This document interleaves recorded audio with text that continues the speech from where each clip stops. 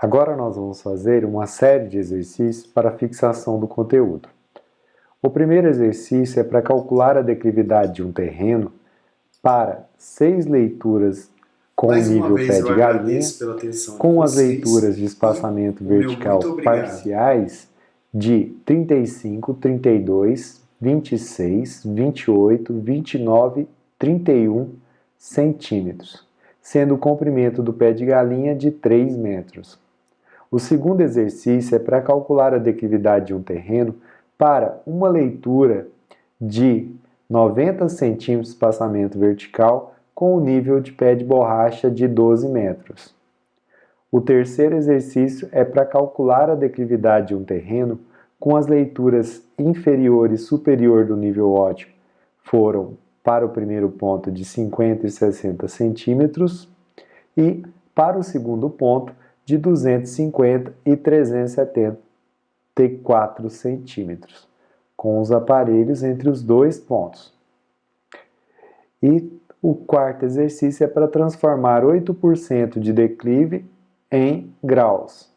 E o quinto exercício é para transformar a inclinação de 5% de graus em porcentagem de declive. Então, nós vamos fazer esses exercícios. Então agora a gente pode fazer o exercício número 1.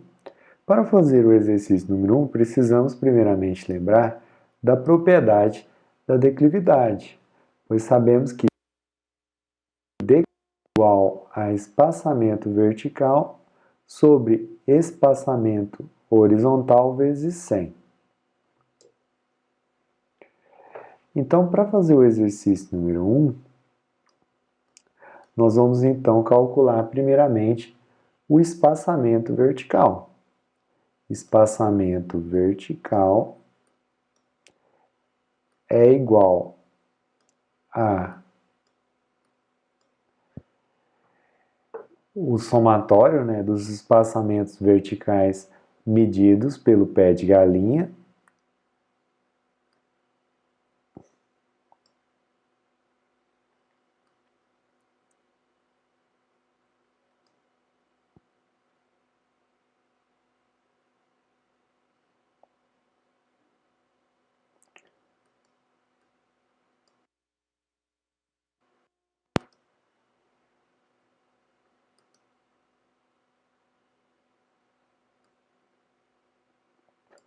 trinta e cinco mais 32 mais 26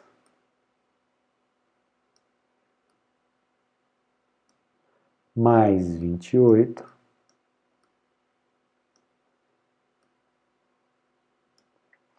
mais 29 mais 31.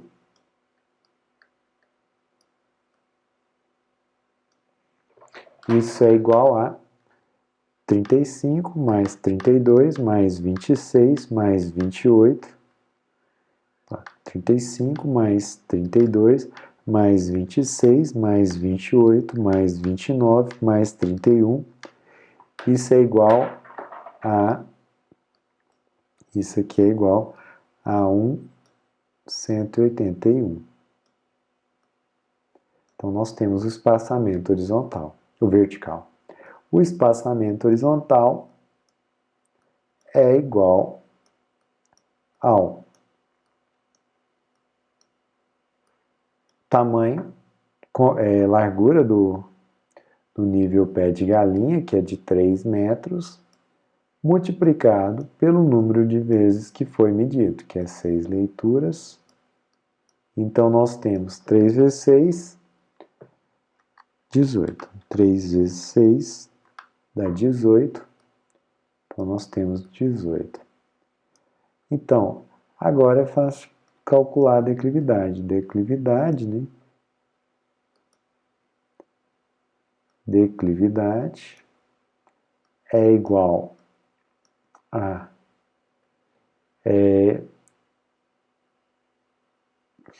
1,81, 1,81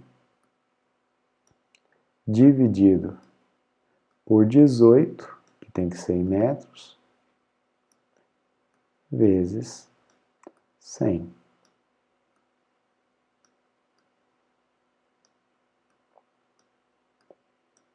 Então, a declividade em porcentagem, ela é igual a 1,18 dividido por 18, 1,81 dividido por 18 vezes 100.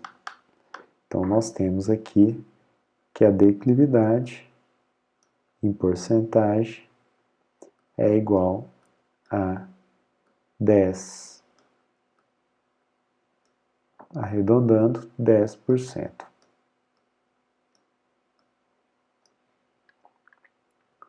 O exercício número 2, bem parecido, similar. Nós temos que o espaçamento vertical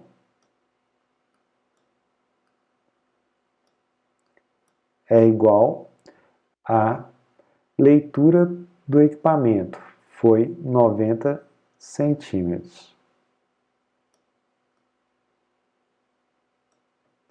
Espaçamento horizontal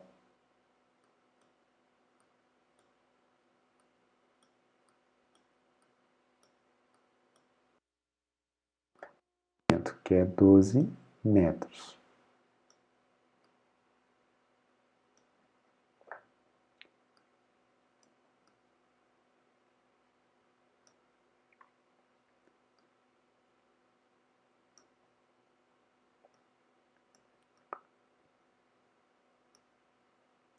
Então, para calcular a declividade,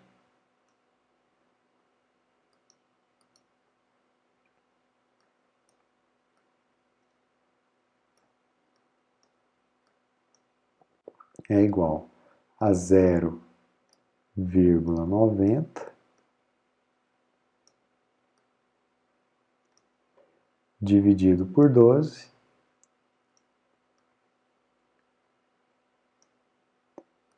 vezes 100.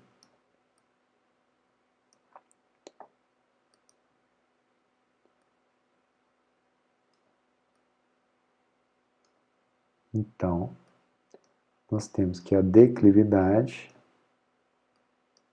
também em porcentagem, é igual a 0,90 por 12 vezes 100.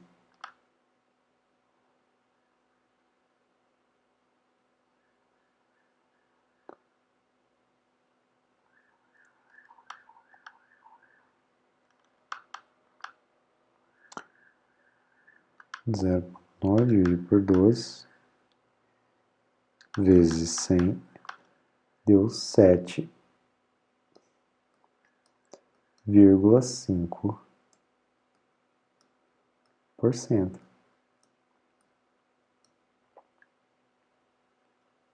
O exercício número 3.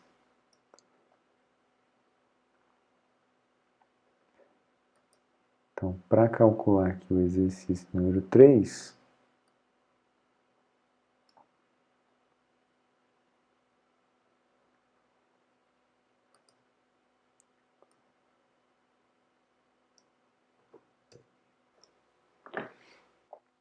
para a realização então do exercício 3, precisamos então lembrar como funciona o nível óptico.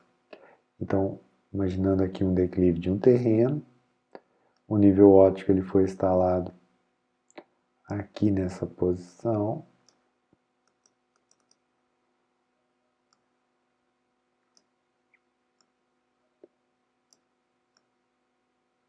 E foi feito então uma visada na baliza aqui, que é a visada de ré, ponto 1, e uma visada aqui para frente, que é o ponto 2. Então tem o ponto 2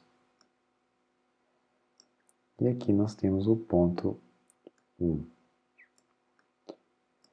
Então, foi feito as avaliações. Então, é para calcular a declividade, onde que as leituras, né, do ponto 1 foram 60 e 50, o fio superior e o fio inferior. O fio superior foi 374 e o fio inferior 250. Então, como nós vamos calcular o espaçamento vertical?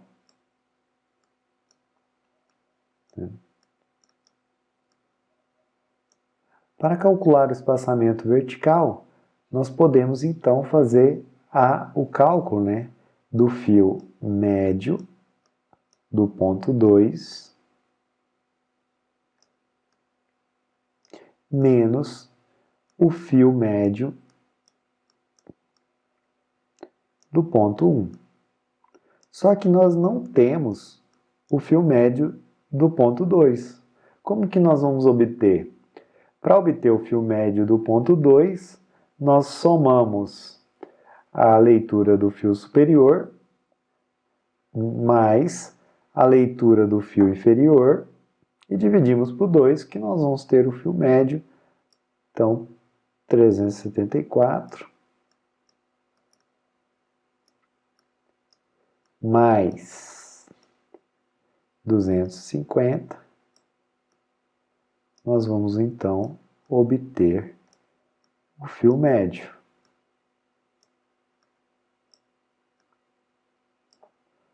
E menos o fio médio do ponto 1, que é 60 menos mais 50, desculpa,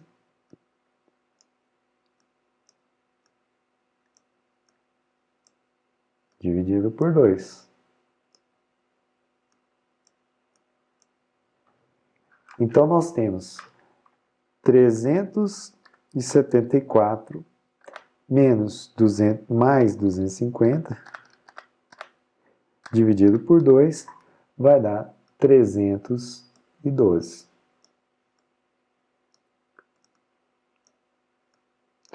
Isso menos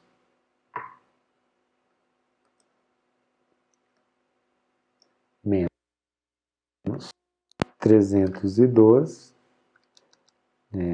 60 menos 50, mais 50, desculpa, dividido por 2, 55.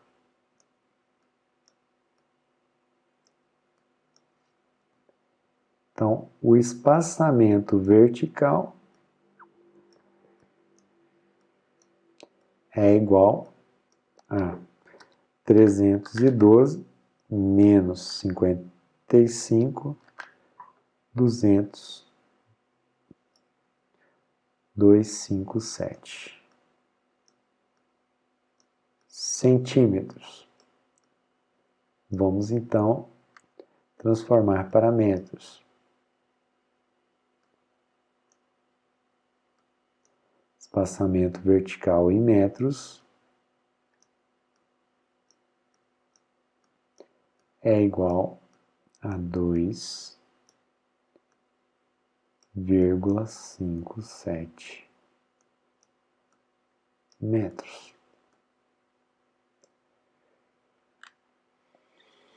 O espaçamento horizontal. Como que eu obtenho o espaçamento horizontal?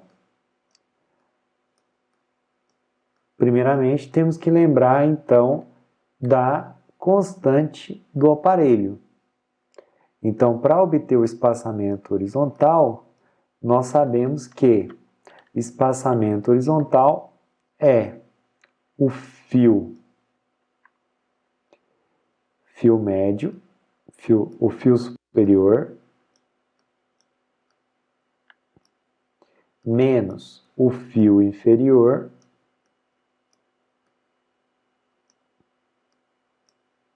no caso, vezes 100, que é a constante do aparelho.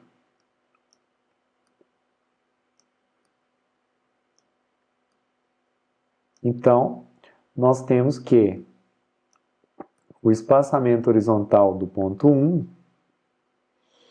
né? Vamos calcular então espaçamento horizontal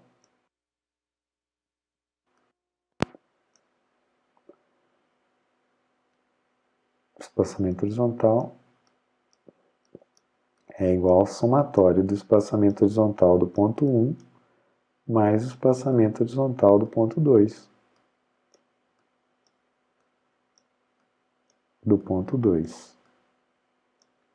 Para calcular o espaçamento horizontal do ponto 1, fio superior,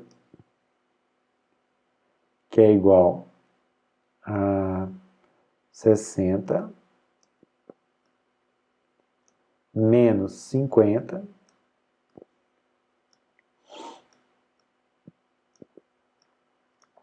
vezes 100.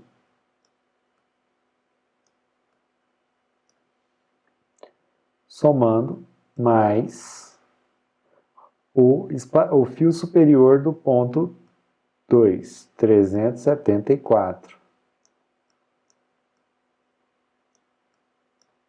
menos 250, fio inferior do ponto 2. Isso vezes 100 também. Então, nós vamos ter que o espaçamento horizontal é igual a 10 vezes 100, que vai dar 1000,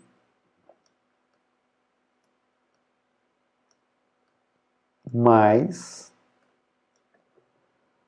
374 menos 250 vezes 100 vai dar 12.400.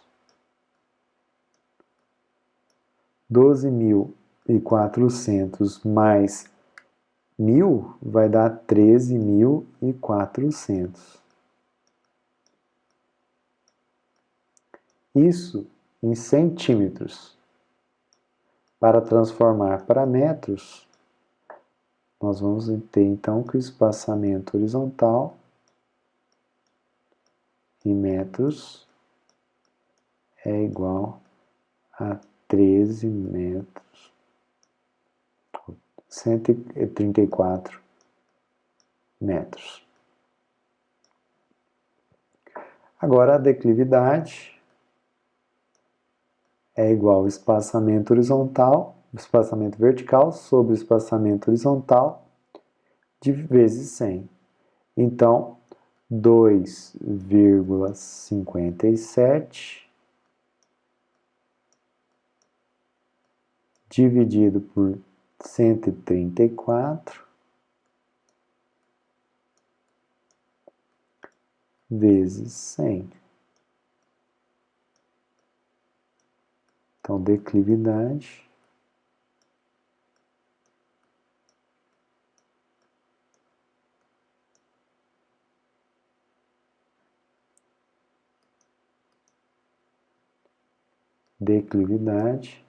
é igual a 2,57 dividido por 134 vezes 100.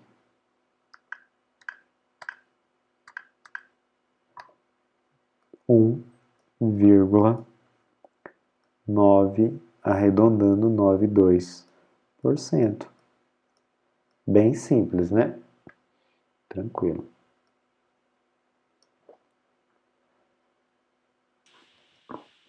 Para a realização do exercício 4, precisamos lembrar da propriedade para transformar a declividade em porcentagem em graus de declive. Essa propriedade, então, sabemos que a cotangente da declividade dividido por 100 é igual à declividade em graus. Então, vamos calcular, vamos fazer essa transformação. Transformar 8% de declive em graus. Então, nós temos uma declividade é o exercício número 4, sabemos que a declividade em porcentagem ela é igual a 8%. E ele quer, então, o alfa. Para calcular o alfa, nós sabemos que alfa é igual a cotangente, né? Cotangente da declividade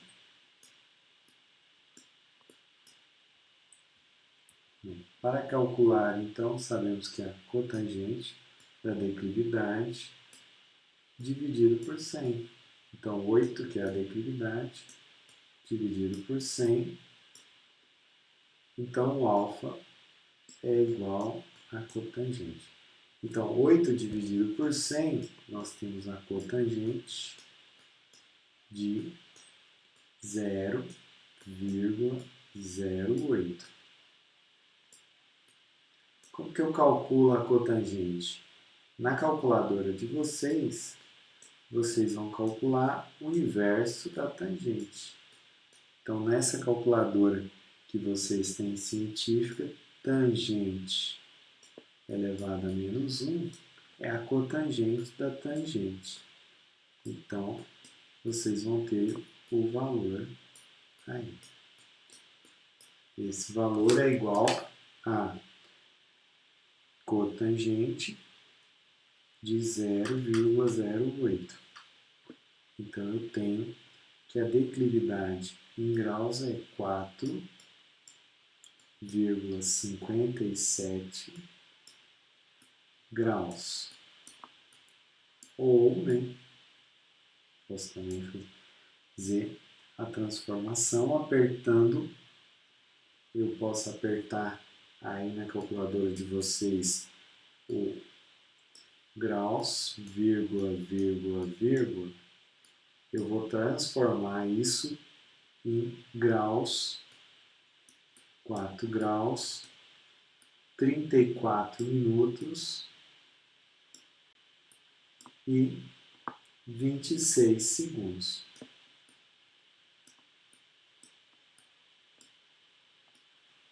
Agora, vamos então fazer o exercício número 5. O exercício número 5 é bem similar ao exercício número 4. Então, nós temos aqui o ângulo alfa, que é igual a 5 graus. E ele quer a declividade em porcentagem. Então, nós vamos utilizar essa mesma função aqui, só que nós vamos ter que inverter aqui para achar a declividade. Então,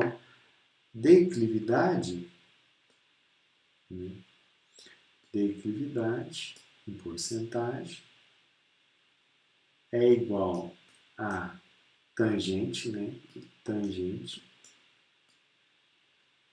do ângulo alfa vezes 100.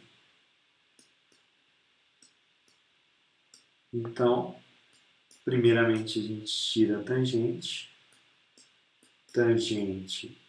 de 5 graus, e depois multiplica por 100.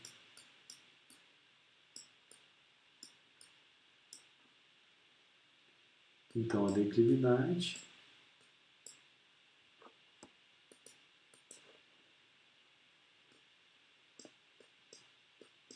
é igual a tangente de 5,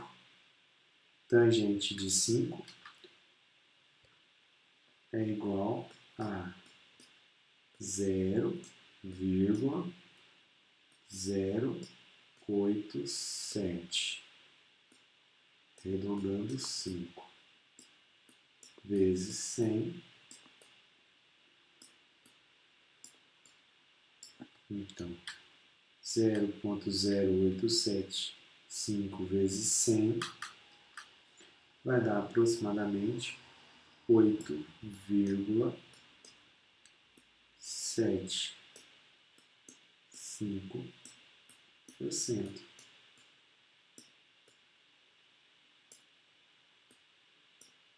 de declividade.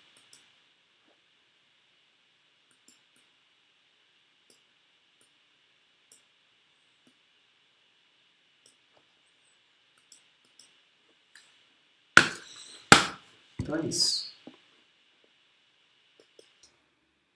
Dando sequência, vamos aprender então a relação entre a declividade e o Código Florestal Brasileiro. O Código Florestal Brasileiro diz que morros e áreas com declividade maior do que 45 graus devem ser destinadas à área de preservação permanente, as APPs. A resolução trata no seu artigo 2 e 3 a definição de morros e as áreas morros e montanhas e no seu artigo 3 as áreas que devem ser preservadas. O artigo 2 do Código Florestal Brasileiro define o que é morro e montanha.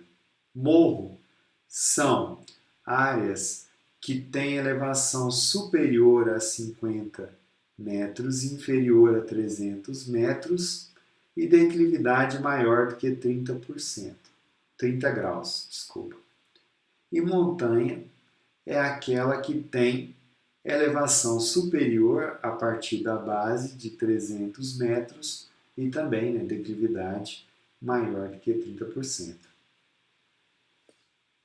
O artigo 3 do Código Florestal Brasileiro trata, então, das áreas de preservação permanentes. Tá?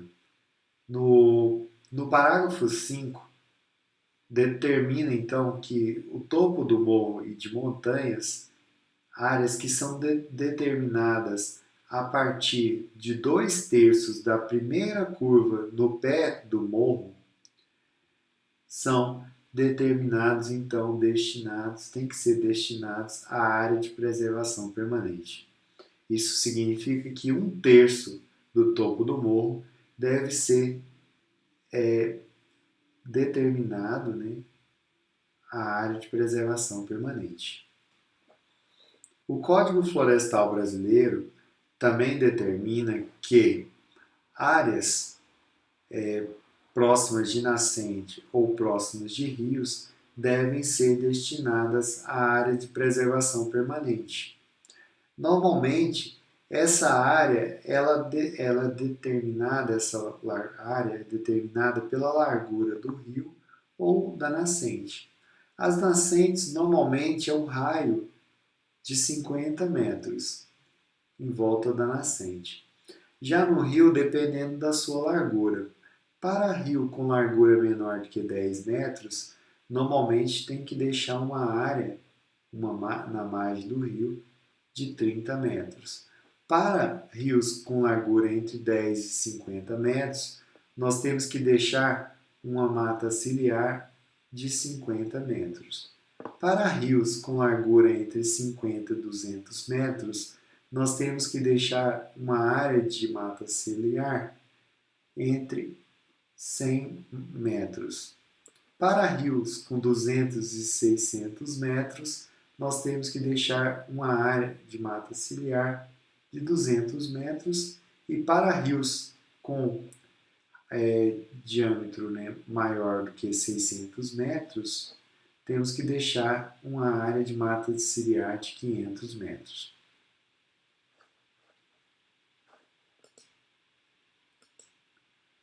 Aqui está mostrando o que é o topo do morro, Normalmente, então, 2/3 da área pode ser utilizada para o plantio, se não tiver aqui a inclinação maior do que 30 graus.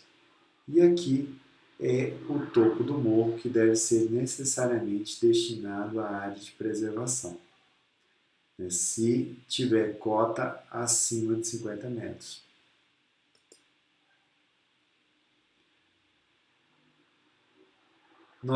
Então, nós temos que deixar preservado sempre a linha que une os topos do morro mais altas. Sempre tem que deixar isso para facilitar o trânsito de animais, a transitação de animais silvestres e também a redução na erosão das áreas, erosão eólica também, erosão hídrica.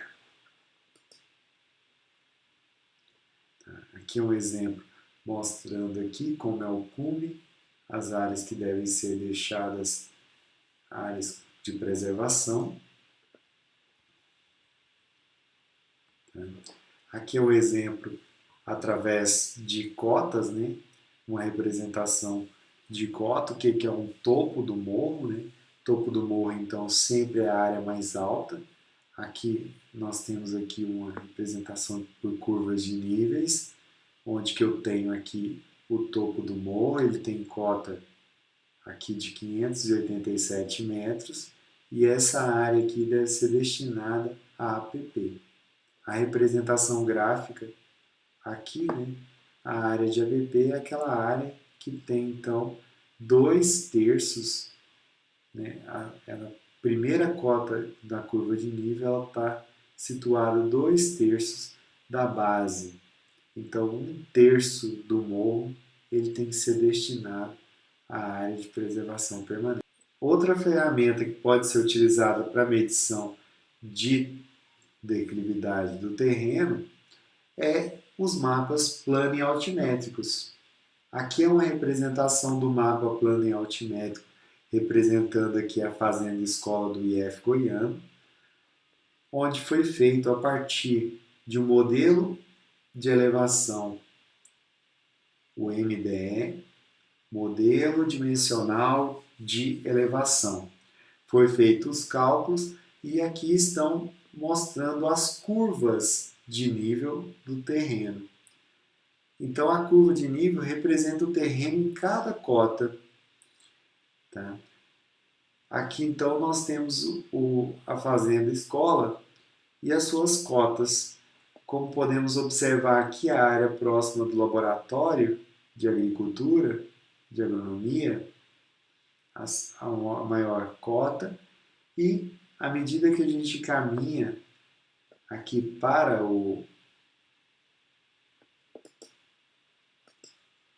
à medida que a gente caminha aqui descendo para a agricultura, nós vamos então tendo as linhas de menor cota, as linhas vai reduzindo a cota. Se eu quiser medir a declividade entre um ponto e outro, eu pego aqui, por exemplo, a cota da curva que eu quero, do local. Então vamos supor que eu quero medir a declividade aqui até aqui nesse ponto, desse ponto até esse ponto. Então eu tenho 585, que é a cota dessa curva de nível, e eu tenho aqui 565. Então, entre esse ponto e esse ponto, eu tenho uma diferença de nível de 20 metros. Então, são os mapas plano e altimétricos, também podem ser utilizados para medir a declividade de uma área. O material para leitura é o texto acadêmico, Terraceamento.